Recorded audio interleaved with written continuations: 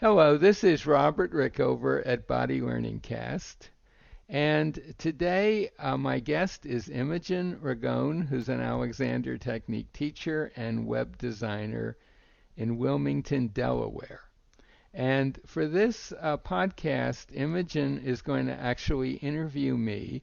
And the topic is going to be one of the challenges that students and I think also teachers sometimes face when they're using Alexander Technique directions. Imogen, welcome to the show. Well, thank you, Robert. I'm very pleased to be here, and I am intrigued by our topic of discussion today.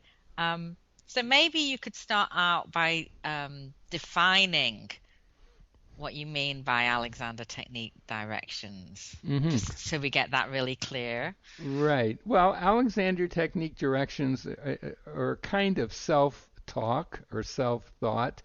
They're statements that you think to yourself about how you're functioning and how in the way I think about it a lot these days is how you function as a creature living on the surface of the earth and having to deal with all the forces that are coming at you from the earth, from the sun, and so forth, and how you can make the best use of your physical mechanism as you travel around on Earth's surface.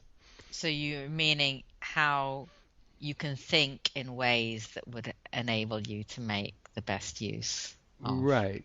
Yeah. And traditionally Alexander directions are meant to be pretty close to pure thought, although of course even a thought has a physical correlate, but they are not things you do so much as things you Right. think or direct yourself uh, mentally, and they affect the quality of whatever particular activity you're doing. They're very Ex general in that sense. Yes, exactly. And so you mentioned that you want to talk about one of the key challenges people encounter when using Alexander directions. Right. And But yeah. maybe, so there's obviously a few, maybe you could put it in the context. What do you think are the main challenges, and which is the one that you want to really get into today? Well, I think probably the main challenge students face is a tendency to add some efforting to the Right. direction.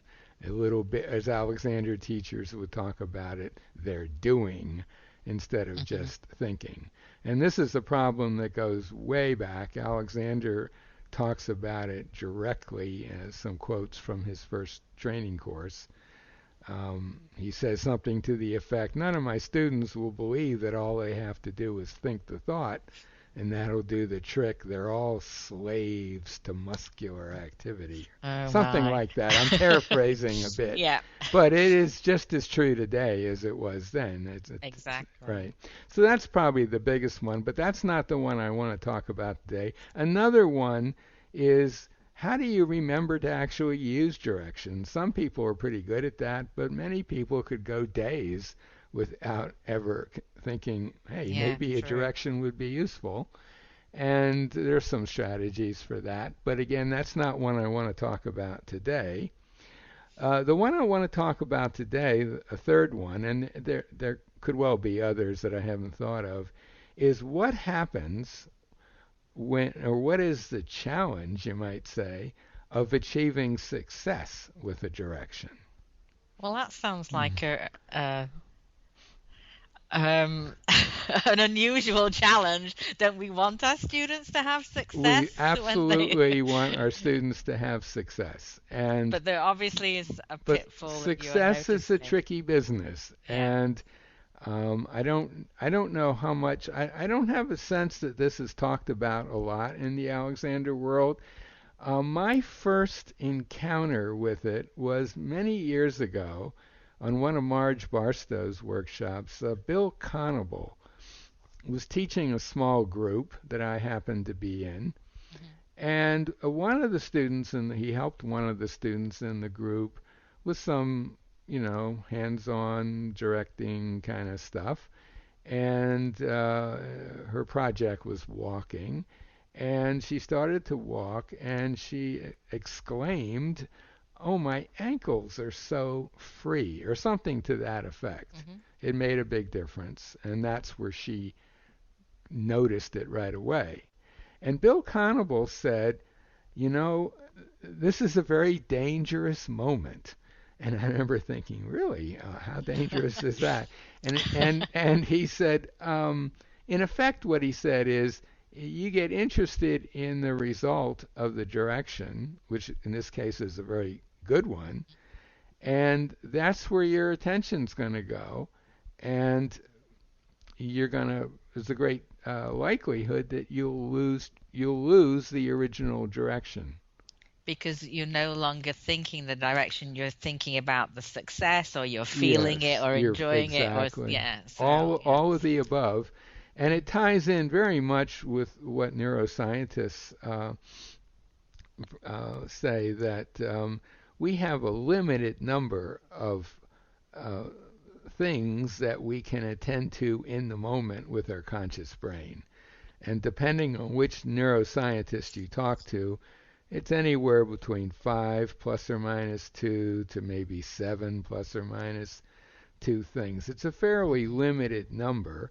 And some of those memory slots are taken up with things that you really need, like paying attention to your environment so you don't crash into walls and stuff like that. Hmm. So when you're engaged in an Alexander in self-directing in the Alexander mode, you're taking up one of those memory slots. So you often don't really have another one to spare. And Yeah. then the problem is that if you suddenly become interested in the results, the original one gets kicked out, and you're left with these nice feelings that very quickly fade because the direction that produced them is no longer operating.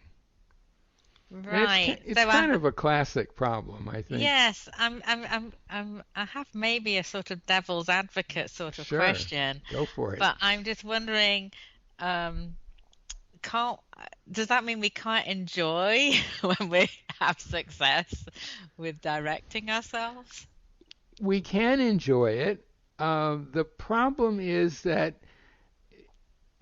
it depends on what it means by enjoying it. If it means kind of in one little corner of your mind, you notice, wow, this really helped, and that's great, then that's probably okay. But if you get drawn into it, then the danger, while you're actually directing, and especially at the beginning when you're first learning how to direct, then this problem really Yeah. presents itself, uh, and that's why when I teach new students directions, I get them to perform little experiments that are very short, 10, 15 seconds, 20 seconds, where they use a direction and then they throw it away and maybe bring it back again, and they'll often will notice the effects, especially on the throwing away, Hmm. and then they can sense, oh, well, that direction seems to have been useful because when I threw it away,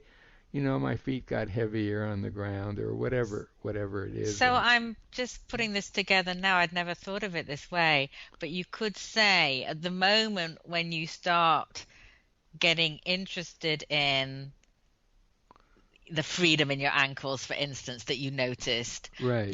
you have in effect thrown the direction away. Well, you're on your road to it. Now, Yeah. some people may be able to continue noticing and direct. I mean, everyone's brain is different. I'm free to notice the Right. freedom in my ankles. So, yeah. Exactly. Right. Yeah. But I think most teachers would agree that when they're teaching new students directions, you don't want to give them too many at one to do at one time. I mean, usually for a student to pull off using two directions at the same time is way harder than twice one direction. Right. And You know, Yeah. Um, this reminds me of playing a musical instrument. So I've been playing the piano a bit recently when I've been at home visiting my mom. Hmm. Um, but I've noticed that sometimes I'll suddenly notice, oh, this is going well. I'm playing, I'm not, and as soon as I do that, I'm not in it anymore and I make a mistake or um, as soon as I have the thought about it rather than being actually playing, Hmm. I'm not in that. I'm not just playing anymore. And I don't know. As soon as I notice it's going well, that's a sign that it's about to go wrong because the fact that I'm thinking about it has It's taken me yeah. out of the activity in some way. It seems akin to that. Is It that? is. It's very much akin to that. And I think over time, people can get to a point where they'll notice, oh, I'm thinking this. Let's say I'm thinking a very simple direction. I'm free, as as they're walking, and they notice that they're walking. Their feet are coming down a little more lightly on the ground, and whatever, and they can, out of the corner of their mind, notice it, but in a way say, and that's interesting, and I'll revel in it later. Yeah. I don't want to get too drawn into it because it Hmm. will take away from the effect of it'll take away the power of the direction.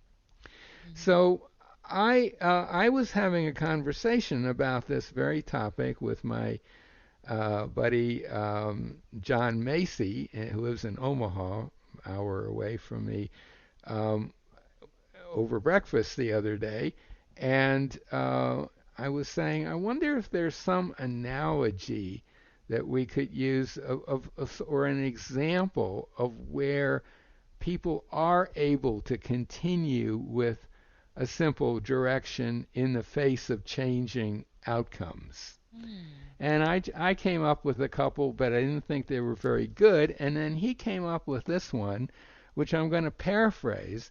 But I think, and it's not. I'm not saying this is exactly like Alexander directing, not at all.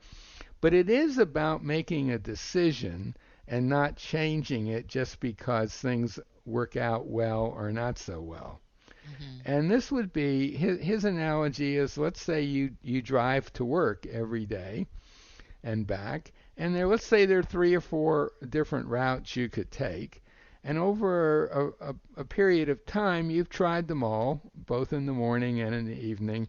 And one of them seems better, uh, perhaps both ways, or better in the morning, and another one seems better in the evening on average. And so you just decide, I'm gonna take that one. Hmm. And you get up in the morning and you set out and you take that one that you've decided on. And let's say you run into some problems. Maybe there's an accident, or maybe someone's trying to parallel park and it's taking them forever to get into a parking space, and traffic is backed up. So it slows you down a little bit. Um, Hmm. it doesn't that's not likely to cause you to change your background direction, and even not likely to change it the next day. I mean, you realize there are certain factors that are a little beyond your control in any of these Hmm. scenarios, and it doesn't really affect your basic direction about how you're going to get to work, even if it's a really good thing. Like, let's say, oh, one of the directions gives you a view of the interstate, which was another possible direction, and it's totally jammed up. And so Hmm. your route's really good today. Hmm. That doesn't, again, change your driving to get to work. You've picked your route, and off you go. I guess the analogy could be though, if you were not. Oh, no, I'm not sure. I'm not thinking this. I've never heard this before. I'm not thinking this through properly. Um, I was Well, thinking, what if you got totally annoyed and decided to go a different route and that ended up taking you, but that would be like getting that would be sucked into that'd be oh, sucked into the immediate consequence of your yeah. direction, whereas you've done the research and you know that you've driven all of these routes several times, and you know that one is consistently shorter than the other or more pleasant than the other, whatever. And you don't worry about it. I actually, for me, a very nice analogy is when I'm traveling back from Omaha to Lincoln, I got two choices in the afternoon. I could take the interstate, which is faster, or I could take Highway 6, which is slower but very pleasant, and Mm-hmm. maybe 10 minutes slower. And I usually go for Highway 6. But right after John and I had this conversation that very afternoon, I was on Highway 6, and in front of me was an antique car going 15 miles below the speed limit, and Uh-huh. there was no way to pass. It's a two lane. There really was no practical way to pass. Mm-hmm. So I Mm-hmm. was slowed down an extra 10, 15 minutes. But that doesn't mean I'm not going to take it next time. Right, right. No, I get it. Because yeah. So I think it's a useful analogy only from the point of view of that's the kind of thing you'd like to uh, get to with Alexander directions, which of course are much more challenging than just making a decision which road am I going to take to work. Hmm. So, would you use that analogy with a student to help them kind of understand, I've or how would you address this issue with a student? well, what I do the first thing I tell students, um, and I tell them ahead of time they're going to have this problem, so they Hmm. don't worry about it. And I tell them that it's a really good problem to have because, Well, right. If you're having success, that is the good. yeah, this Yeah. it's the best of all the problems to have, Hmm. Hmm. I think. And then the question is, well, what can I do to still get the good results, but not get them sort of quickly washed away by this tendency to, latch on to results? And I've come up with a few strategies that I ask students I tell them to play with. One would be, let's say the direction you're using is my breathing is free, or I'm free to breathe, something like Hmm. that. And especially, I encourage students to do that during constructive rest or just lying in bed because the results are often very obvious. And so that's a good training ground for using that direction. But the problem becomes that the results are often a little bit too obvious. And they're kind of overwhelming in the sense that you lie down, you think my breathing is free, and your breathing just changes dramatically. And you haven't done anything, and you're kind of amazed by that. And then all your thinking goes to, wow, imagine that, my Hmm. breathing. Hmm. Hmm. So in a case like that, I would say, well, um, that tells you that's a useful thought. So now, if you want to experiment with that direction, maybe use it in a situation where you're not going to be able to sense that result directly. For example, walking or running, where the effect of that direction on breathing is going to be overwhelmed by by all the other movements going on in your body, and you may very well not be able to directly notice the effect on your breathing. You Hmm. might notice it, hopefully you will over time in the quality of your walking or running, but there's a little bit of a separation there from your direction and the results, making it, I think, a little easier to continue with the direction. Yeah, That interesting. Yeah, that's no, that's that's good. one thing, one way, and another way, kind of related. So let's get back to the breathing one, lying Hmm. down, which is really the most dramatic, I think, in my experience. So let's say you're lying in constructive rest or lying on your mattress, getting ready to go to bed, and you think my breathing is free, and off it goes, and you're kind of drawn into it. Switch to another direction that doesn't seem to have anything to do with breathing, like, oh, I don't know, free to receive the support of the table. And your breathing is still going to be affected, but your direction, there again, there's that little separation between what you're actually saying and what you notice because you've said it or thought it, really. Hmm. So that's one. Okay. That's two rather. And then another one, and this really, this is well, it's a different approach. So that let's say that happens, you're overwhelmed by the results. We'll just throw the direction away for a little bit and bring it back again. And you may have to do that several times. Mhm. That way you get little periods where you're directing, getting the results, and you haven't quite gotten sucked into those results yet. And actually, that's a procedure that Alexander also suggested, not so much for that reason, but he does talk about throwing directions away and the value of that, and, Mm. the throwing them away and then bringing them back again. And for him, the value of doing that was mainly in that you learned how to bring a direction back as a no big deal event. That Mm. was Oh, that that's was good. his Yeah. reason for doing it. But I think this is another reason for doing it Mhm. that's reinforces his. And I would really be interested for any teacher or student listening to us today who's had this kind of experience and come up with their own uh, way of dealing with it to send us an email. Yep. Let us So know. so is there anything else you wanted to say on this No, topic? this is a fairly narrow topic. I just wanted to talk about that one challenge to Alexander directing. Yeah. No, it's an interesting and good challenge to have. So Oh, that's it's the great. best. I mean, you know Yes. you're on the right track, but you need to do a little refinement in your directing procedure to stay on the track. And Right. of course, one way is just to get off the track for a while and get back on. That was the last one I mentioned.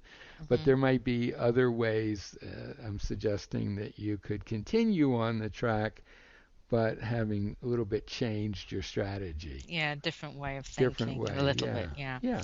Well, very good, Robert. Thank you. So I'm going to Oh, turn it back over to you to finish us out for this okay. podcast. Very Yeah. interesting. Yeah. Anyone has any ideas, let us know.